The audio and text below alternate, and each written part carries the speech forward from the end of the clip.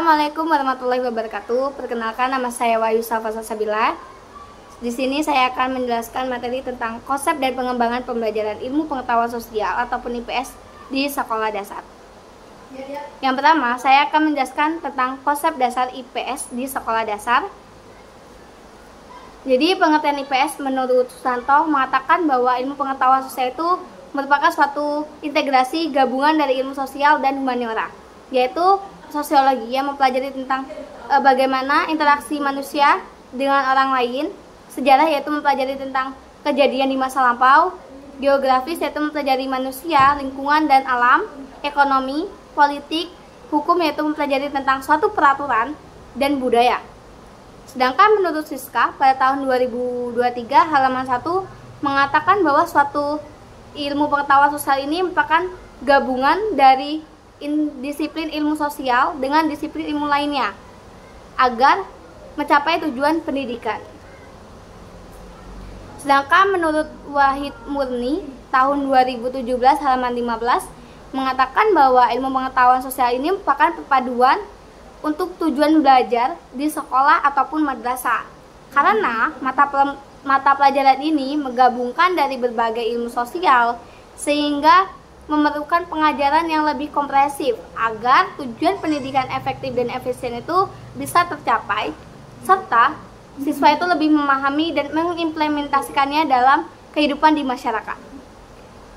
Jadi dapat disimpulkan bahwa ilmu pengetahuan sosial ini merupakan bidang ilmu sosial yang menggabungkan berbagai disiplin ilmu, yaitu sosiologi, sejarah, geografis, ekonomi, politik, hukum, dan budaya, sehingga seorang guru itu harus memberikan pengajaran yang mudah dipahami oleh siswa agar mereka dapat mengimplementasikannya, menerapkannya dalam kehidupan di masyarakat.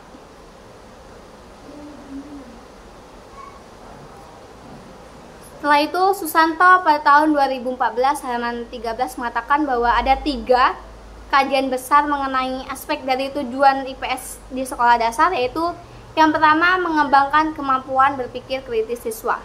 Di sini siswa akan diberikan suatu permasalahan agar mereka itu bisa lebih memahami tentang apa itu IPS.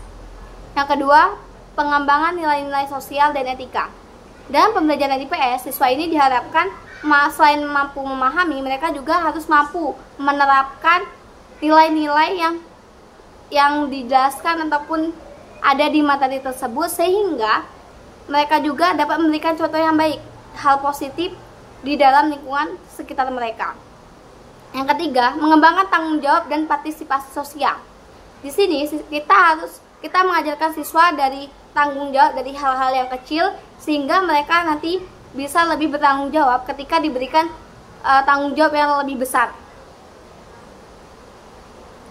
Setelah itu, Siska pada tahun 2023 halaman 29 mengatakan bahwa tujuan pembelajaran IPS yaitu memberikan kontribusi terhadap perkembangan kepribadian siswa berkaitan tentang sikap, nilai, norma, dan moral siswa.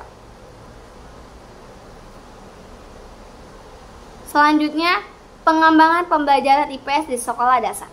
Menurut Puspita Sari tahun 2022 halaman 25 mengatakan bahwa secara harfiah, pengembangan berasal dari kata kembang yang berarti menjadi lebih sempurna, kemudian ditambah dengan pedan yang berarti suatu proses.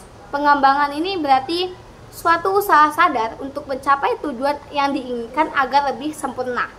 Sedangkan pengertian pembelajaran yaitu suatu kegiatan yang penting untuk mencapai tujuan pendidikan yang bergantung pada suatu efektif proses pembelajaran yang sedang berlangsung. Setelah itu, pengertian ilmu pengetahuan sosial itu sendiri yaitu suatu mata pelajaran yang diajarkan pada sekolah dasar yang berupaya untuk memberikan suatu wawasan tentang suatu peristiwa fakta, konsep yang berkaitan tentang masalah sosial. Setelah itu, pengertian dari sekolah dasar itu sendiri merupakan jenjang dari pendidikan formal yang paling dasar di Indonesia yang dilakukan dalam waktu 6 tahun dan siswa dasar yang berusia 7-12 tahun. Jadi pengembangan pembelajaran IPS di sekolah dasar itu akan membawa pada perbaikan tujuan, isi, pengajaran, metode, media, dan strategi dalam kegiatan mengajar IPS di tingkat sekolah dasar. Ada berbagai tradisi ilmu-ilmu sosial yang termasuk dalam pengembangan konsep, teori, fakta, struktur, metodologi, dan nilai-nilai dalam ilmu sosial yang dikemas secara integratif dan mudah dikomunikasikan secara relevan dengan ilmu-ilmu sosial yang terus berkembang.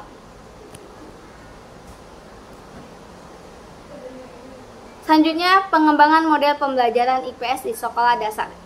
Menurut Puspita, pada tahun 2022 halaman 28 mengatakan bahwa untuk meningkatkan motivasi dan partisipasi siswa, perlu dikembangkan model pembelajaran yang lebih kreatif dan inovatif. Yang pertama, instruksi langsung. Di sini, seorang guru itu memberikan instruksi kepada siswa, yaitu dia bisa turun langsung ke lapangan, sehingga dia diberikan permasalahan sehingga mereka bisa lebih mudah memahami apa yang kita sampaikan.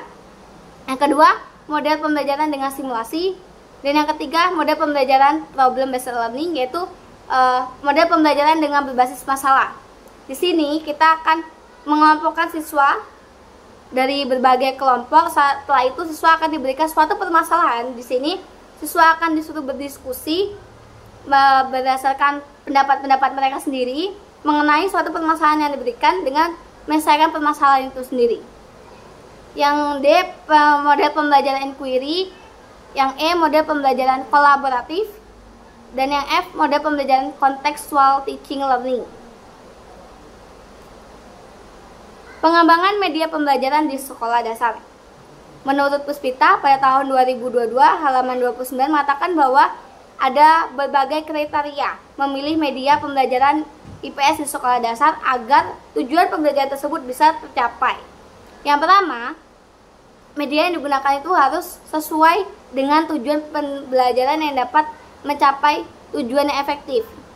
Maksudnya, media yang digunakan itu mudah dipahami oleh guru serta bisa diterapkan dengan siswa. Yang kedua, media dapat memenuhi kebutuhan dan kemampuan dari peserta didik. Kemampuan dari peserta didik dan kebutuhan dari peserta didik itu memiliki karakteristik yang masing-masing mereka miliki. Sehingga tugas seorang guru di sini kita bisa memenuhi, memfasilitasi mereka dengan media yang dapat membantu mereka lebih memahami materi apa yang kita sampaikan. Yang ketiga, media yang digunakan dapat mendorong dan mengembangkan berpikir kritis siswa. Media yang dibuat secara inovatif, kreatif, dapat membantu siswa berpikir kritis. Yang keempat, media mudah digunakan oleh guru. Dan yang kelima, media yang digunakan harus sesuai dengan kemampuan sekolah. Setiap sekolah itu memiliki sarana dan prasarana tersendiri, sehingga bagaimana kita bisa memanfaatkan sarana yang tersedia di sekolah tersebut. Selanjutnya, penggunaan media pendidikan IPS sebagai berikut. Yang pertama, sebagai media edukasi. Yang kedua, sebagai media cetak, media visual, media audio, yaitu berupa suara, dan media audiovisual. Yang kelima, yaitu masyarakat sebagai sumber belajar. Sekian presentasi dari saya. Kurang dan lebihnya saya mohon maaf. Saya akhiri, wabillahi taufiq wal hidayah. Wassalamualaikum warahmatullahi wabarakatuh.